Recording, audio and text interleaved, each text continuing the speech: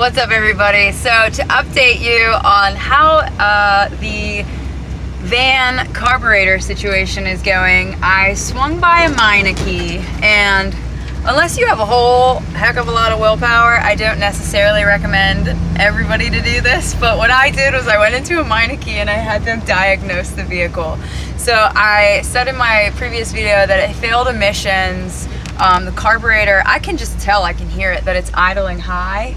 But long story short, you know, there were some other things like spark plugs, oil, coolant, 2 belts, and those are pretty much like the supplies that, well, those are the supplies I'm about to get. But that's like the other things they wanted to do aside from adjust the carburetor and setting the timing.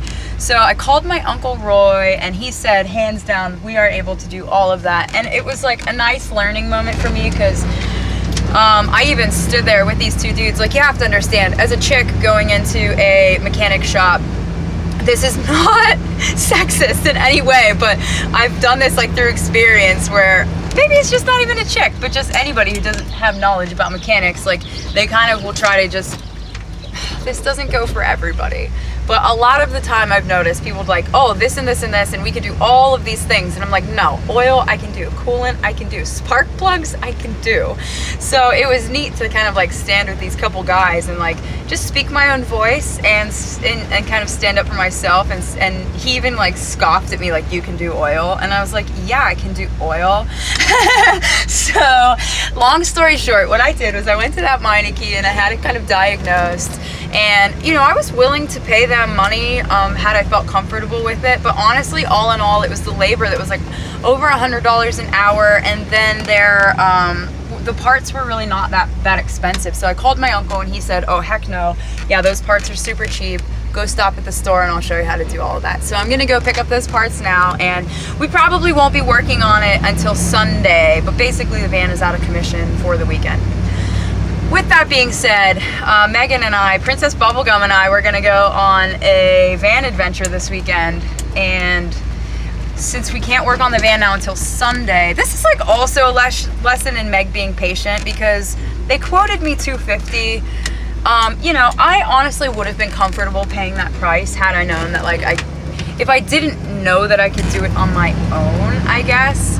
But now that I know what I know, it's like not worth it to me to spend that. And it's a good lesson in patience for me to just wait it out and learn it on my own. Like, give a man a fish, he eats for a day. Teach a man to fish, he eats for a lifetime. If I'm gonna be driving this vehicle around, you know, I need to know what's going on with it. And sure, I could have just taken the little easy route there and paid the money and got it fixed up and taken it to emissions.